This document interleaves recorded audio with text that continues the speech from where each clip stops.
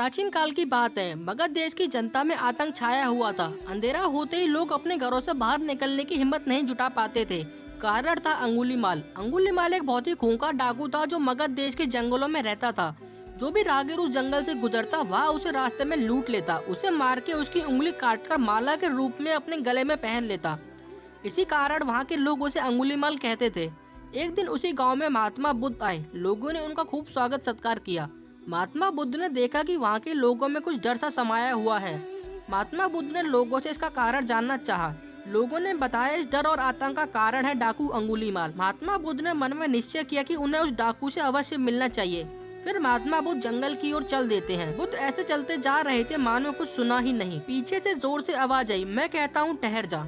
बुद्ध रुक गए और पीछे पलट कर देखा तो उनके सामने एक खूंखार काला व्यक्ति खड़ा था। लंबा चौड़ा शरीर, बड़े हुए बाल, एकदम काला रंग, लंबे लंबे नाखून, लाल लाल आंखें, हाथ में तलवार लिए वह बुद्ध को घूर रहा था। उसके गले में उंगलियों की माला लटक रही थी। वह बहुत डरावना लग रहा था।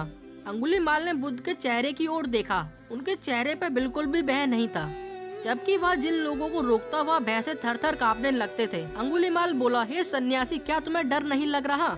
देखो मैंने कितने लोगों को मार के उनकी उंगलियों की माला पहन रखी है।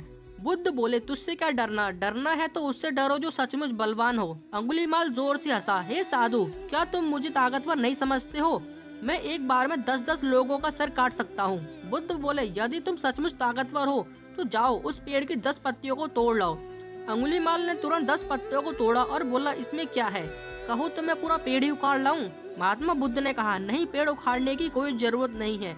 यदि तुम वास्तव में ताकतवर हो तो जाओ इन पत्तियों को पेड़ में जोड़ दो। अंगुलीमाल क्रोधित हो गया और बोला, भला कहीं टूटे हुए पत्ते भी जुड़ सकते हैं? महात्मा बुद्ध ने कहा, जिस चीज को तुम जोड़ नहीं सकते उसे तोड़ने का अधिकार तुम्हें किसने दिया?